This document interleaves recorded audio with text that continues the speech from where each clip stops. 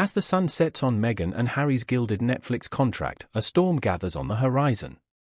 The once shining beacon of their post-royal dreams now casts a long, ominous shadow, a shadow that, according to royal experts, could prove impossible for the couple to escape. It was in 2020, shortly after the Duke and Duchess of Sussex stepped down from their senior royal duties, that they signed a lucrative 5-year, £100 million deal with the streaming giant. It was a move that promised to propel them into the upper echelons of the entertainment world, providing a platform to share their inspiring stories and cement their status as global influencers. Yet, as the years have passed, the Sussexes' Netflix output has failed to match the grand expectations. With only a handful of projects released and many more reportedly languishing in development hell, the couple now find themselves on the brink of losing this all-important contract, according to royal expert Tom Quinn. The loss of the Netflix contract would be a major blow and one from which it would be all but impossible to recover, Quinn warned. The last thing Meghan wants is the humiliation of trying to set up a deal with a much smaller company. The way things are going, even that might not be a possibility. The stakes could not be higher for the Sussexes. With their Archewell Foundation struggling to gain traction and Harry's memoir, Spare, receiving a lukewarm response, this Netflix deal has been the linchpin of their post-royal financial security. Should it crumble, the couple's grand plans for global domination could come tumbling down around them.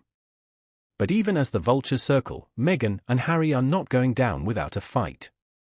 The Duchess is reportedly teaming up with Netflix for a new cookery and lifestyle show based on her American Riviera Orchard brand, while the Duke is producing a documentary about his passion for international polo.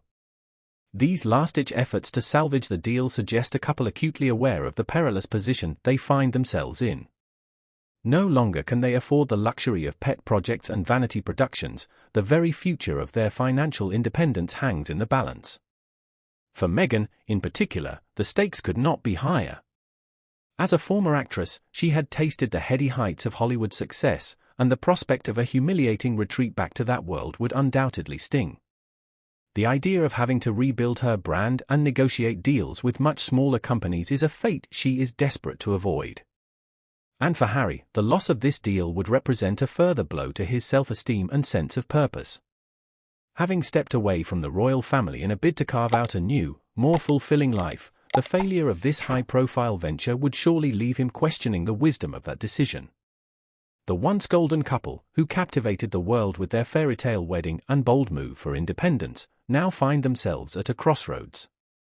With their Netflix deal hanging by a thread, the Sussexes must dig deep and deliver the kind of content that will not only satisfy the streaming giant but also capture the public's imagination. Failure is not an option. The stakes are too high, the consequences too dire.